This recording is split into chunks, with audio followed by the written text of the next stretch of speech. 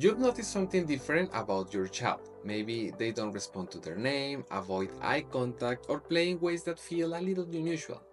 You are not exactly sure what it means, but you can shake the feelings that something is going on.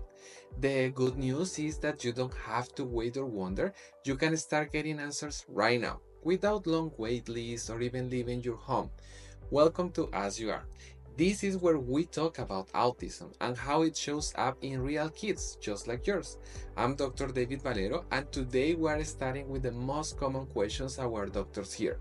What exactly is autism? And if you ever wondered that too or had your own questions, drop them in the comments. We love to hear from you. And stick around because at the end, I will walk you through how As You Are can help your child get evaluated in weeks, not in months, just like we've done for thousands of families. Autism Spectrum Disorder, or ASD, is a developmental condition that affects how a child communicates, interacts with others, and processes the world around them. Before we go any further, let's be clear about what autism isn't. It's not a disease, a mental illness, or a sign of low intelligence. It's not caused by bad parenting or by vaccines. And most important, it doesn't mean your child can grow, connect, or live a joyful, meaningful life. It simply means their brains work differently. It's called spectrum because autism doesn't look just one way. Some kids might speak a lot, others not at all. Some avoid eye contact completely, while others may stare too intensely. Some struggles to make friends, while others may come across as overly friendly, but still miss the social cues. Every child with autism has their own strengths, challenges, and story, and understanding that is the first step to supporting them. If this explanation helps clarify things, give this video a like. It really helps us to reach more families who need this. At its core, autism involves two main areas: social communication differences, like challenges with back and forth conversation, gestures, or understanding how others feel, and repetitive behaviors or highly focused interests, like lining up toys, flapping hands, or needing routines to stay the same. So, how do we recognize autism? That's where the DSM-5 comes in, and we will break that down next. When doctors diagnose autism, we don't just go by a feeling or a hunch. We follow medical guidelines called the DSM-5. Basically, it's the playbook doctors use to evaluate and diagnose conditions like ASD. According to the DSM-5, a child must show difference in two key areas. First, social communications and interactions. That's the category A. There are three specific areas here, and a child must show difference in all of them. The first one is the A1, deficit in social and emotional reciprocity.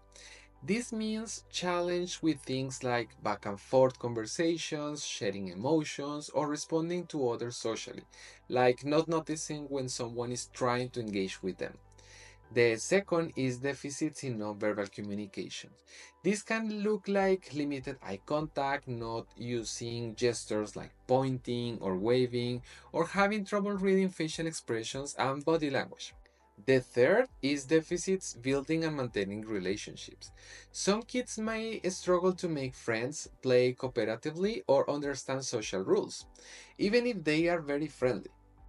The second category is the category B, repetitive behaviors or restricted interest. In this category, a child must show signs in at least two of the following four areas. The first one is the V1, the repetitive movements or speech like hand flapping, rocking, spinning, playing with objects repetitively, or repeating phrases or making sounds. The second is the V2, which is the rigid routines or resistance to change. For example, needing things to happen in the same order every day or getting very upset if plans change. The third one is intense focused interest. This might be a deep fascination with things like numbers, letters, trains, dinosaurs, or even something unexpected like ceiling fans. The fourth one is the unusual sensory response. Some kids are very sensitive to sounds, lights, textures, or even smells. And sometimes the signs of autism can be hard to spot. This is especially true for older kids, who often learn to mask their traits, meaning they hide their struggles in order to fit in. This is especially common in girls, and it's one reason why some children aren't identified until later. That's why it's so important to look at the whole picture, your child's strengths, challenge, and how they interact with the world. The earlier that we understand this, the sooner we can start offering support, whether that's in communication, social skills, emotional regulations, or learning. Early support doesn't mean changing who your child is. It means helping them to grow with tools that match how their brain works. And that's exactly what we are here to do. So your child can move forward with confidence and so you don't have to go through this alone. And as you are, we believe that every child deserves to be understood just as they are. That's why we made the autism evaluation process easier, faster, and more accessible for families. No long wait lists, no travel, just compassionate pediatricians with specialized training and experience in autism evaluations. Delivered right to your home through telehealth. In just a few weeks, you can have a real answer and a clear path forward, and also a team walking beside you every step of the way. If you are ready to take the next step, visit asyouare.com to schedule an evaluation. And if you found this helpful, make sure to subscribe to our channel.